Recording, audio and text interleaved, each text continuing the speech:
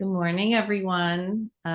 We are up to Tol'doth, which is, I believe, the fifth Parsha. Is it the fifth or the sixth? Sixth.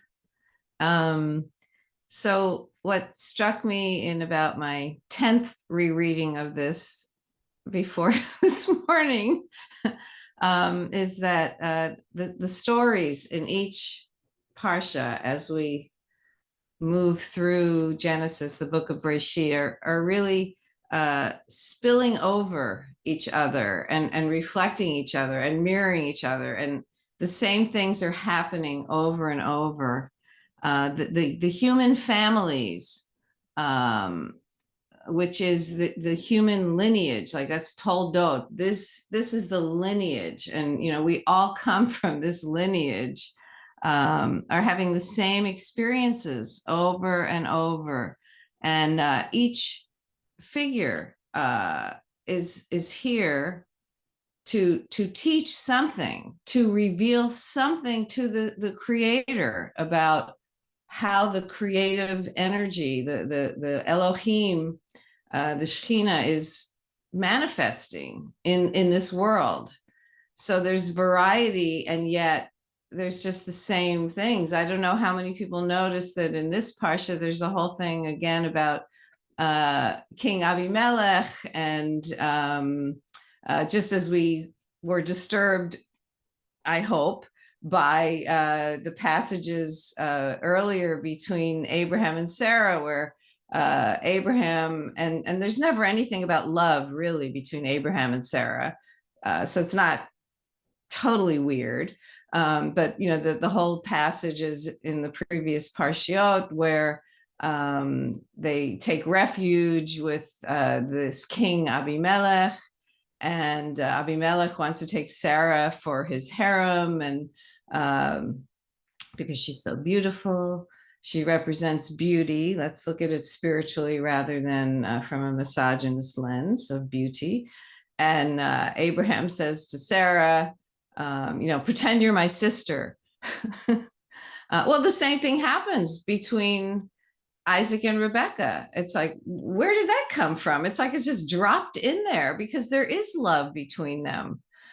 So it's just, I'm getting the sense that what Torah is telling us is that as we move from this vast tohu vavohu in the first verses of Breshit, of fertile possibility, formlessness, into form, and that is a continual movement from formlessness into form, and that as we move into that, we're all going to be having the same experiences over and over, and it's affecting us differently. We have different takeaways that are connected to our particular deployment in this sphere of manifestation. And that was Reb Zalman's word, like, what's your deployment?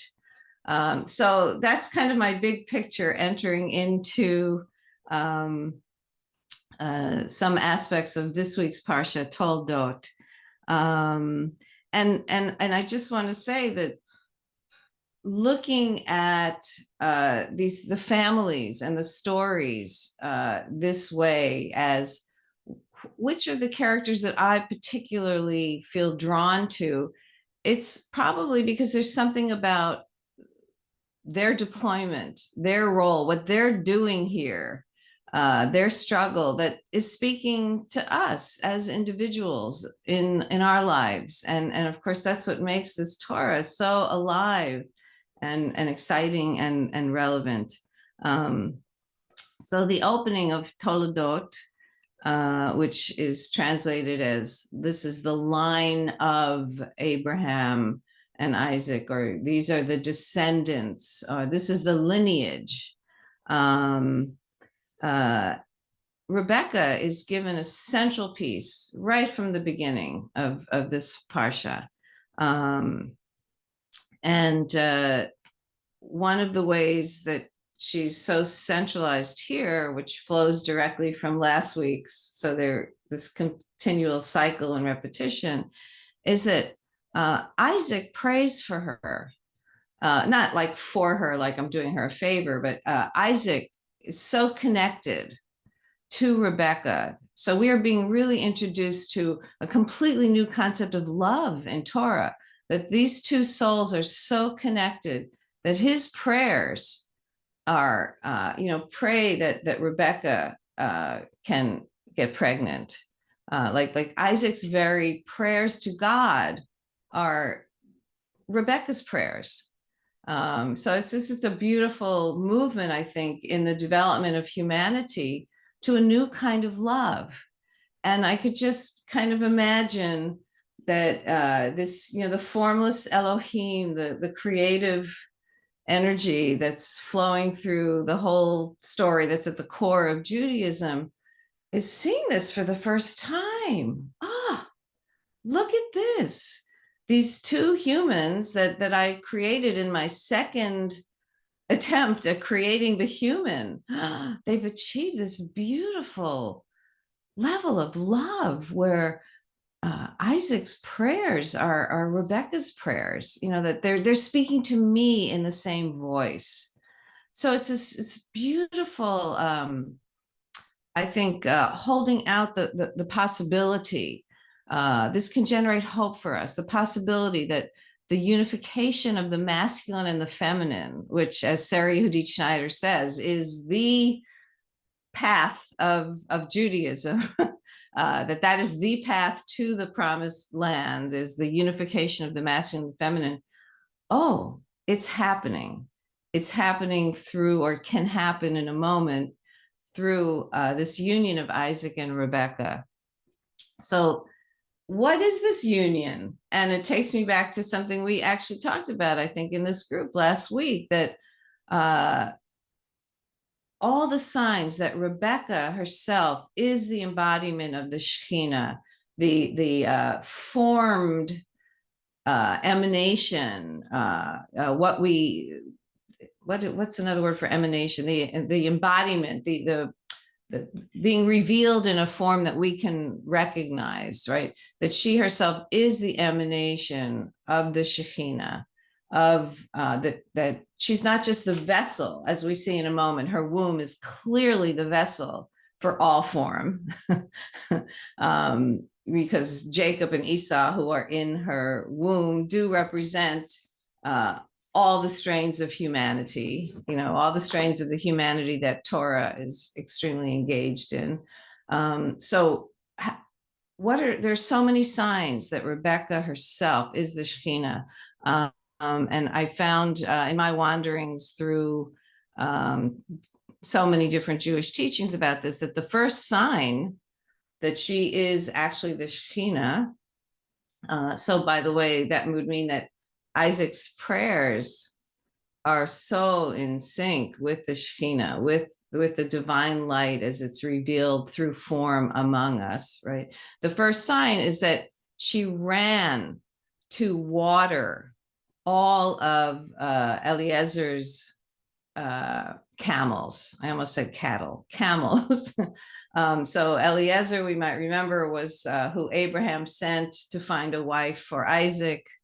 And as Eliezer's like walking to back to the homeland to find this wife, he's like talking to himself and praying, his way of praying. That's another thing. They all have different ways of praying, right?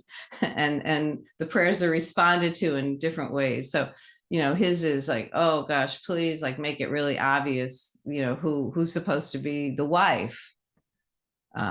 Where is the Shekhinah? Where is the love? What is the highest union that we can find for humans? And out rushes young Rebecca to offer freely everything. And that is the Shekhinah before she's hidden, right? Because we're going to see some hiddenness in this parsha real quick. So from her bringing forth water,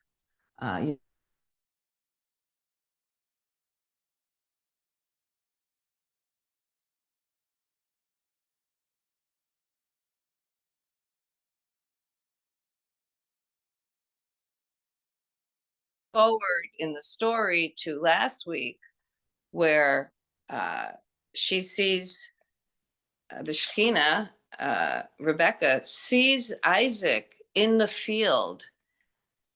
Oh, good thing I back up. Can you hear me? Yes. Uh-oh. Whoa. I turned on your phone audio. Okay. Can you see me and hear me? Your video is frozen. Wow. Okay, that's interesting information that even my telephone No, video. I'll highlight your telephone. There you go. Okay. Okay. So of course I lost my train of thought. So in last week's Parsha, another clue that we have that this is the Shekhinah, this is the unification of the masculine and feminine happening in a way that has not happened before. We're still at the beginning. We're still at Bereshit. We're still in. I love that in the Hebrew Jewish version, the whole first books are all part of the beginning of Bereshit. We see that she sees Isaac approaching in the field. And we know throughout Judaism, in Elul, in our Elul practice, like in the field, what is seen? So this is the Shekhinah seeing herself, another aspect of divinity, the kind that's not usually there, the Yud He Vav He, the formless. She sees that in the field, and then their union of Rebecca as the manifestation of creative energy and form is unified with Yitzhak, who's coming, who's in the field, and this beautiful, beautiful midrash that it's in the Zohar, and then it's actually from before right. The Zohar brings it forth, but it's from before the Zohar. um, is that when that Sarah, well, that Chaya, well, in the Zohar, maybe people know this. In the Zohar, um, uh, Sarah and Abraham are considered the incarnations of Chaya and Adam, of Adam and Eve, and that when Sarah died, which Midrash also says was because of the almost death of Isaac, um, the light of the Shekhinah went out. The Shekhinah went into hiding. And so then we see all the stumbling, the attempts through Noach and Lech Lecha to, uh, create a world here among humans and human relationships that will welcome back the Shekhinah, welcome back the light. And that the final welcoming back of the light came when Isaac brings Rebecca into Sarah's tent. And that happens shortly before Tol'doth. So yeah, the stories keep circling over and over.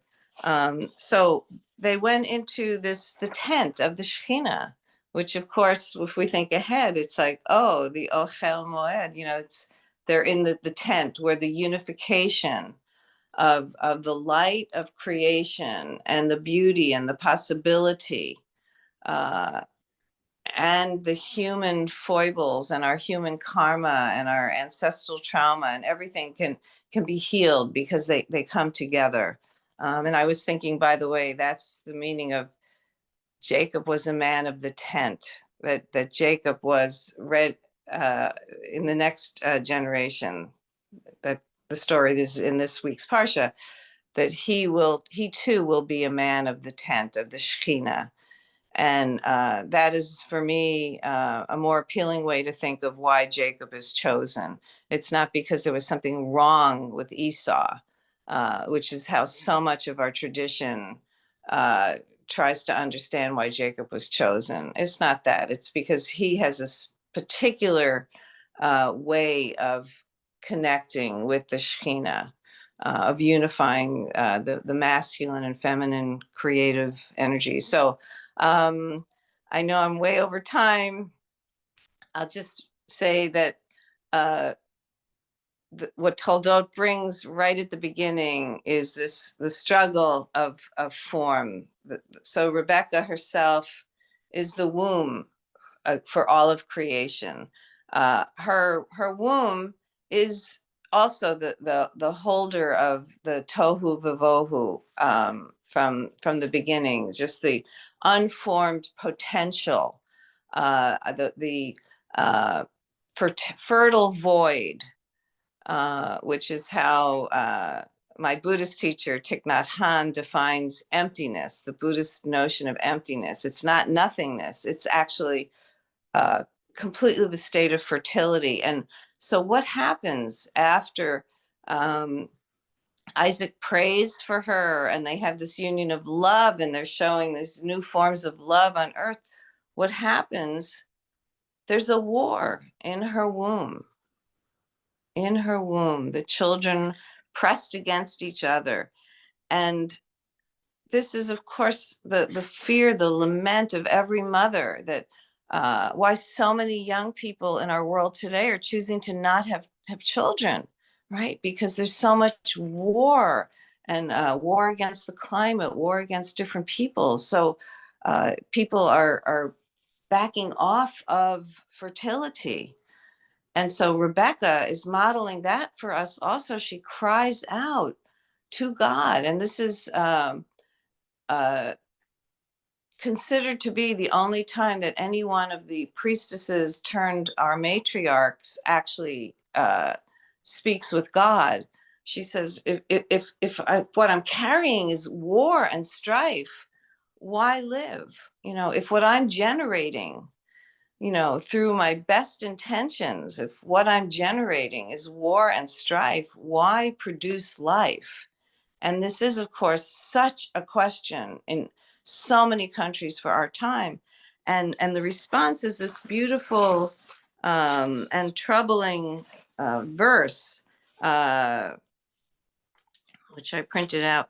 Oh, two nations are in your womb. So this is how formless Elohim answers her. Why am I alive if this is what I'm carrying? If every choice of my action results in karma that I do not intend, why should I act? Why should I live? Right? Living is acting and producing karma. Why? Two nations are in your womb, comes the answer. Two separate peoples shall issue from your body. One people shall be mightier than the other, and the older shall serve the younger. So the response is that, yeah, you are living in form and conflict and bumping up against each other and chaos. That is all part of the world of form. We cannot escape that. So where does that leave us? And Torah then in all the coming chapters get deeper and deeper into exploring, well, so what is the relationship that we humans can create with each other, with ourselves, with the climate, so that we make space for each other, so that we learn to live together beautifully? And I'll just end by saying, I really have noted that this chapter of Torah ends with a real healing, in the sense that Esau and Ishmael come together. Just as in the last parsha, right? It ended with Ishmael and Isaac coming together. In the last chapter, they came together to bury their father Abraham. So Torah is also showing, through teachers like Ishmael and Esau, the way that we can come together and make space for each other. And that if we don't, the Shekhinah will go into hiding again. That, in fact, what makes the Shekhinah go into hiding is when we don't make space for each other. Even if some people have more resources than others, which seems to be another insane tragedy. And we get to choose what we do about that, right? Even given the conditions of life and form, we can find ways to unite the masculine and the feminine, unite the brothers with the masculine and the feminine aspects, so that the Shekhinah comes out of hiding. Thank you.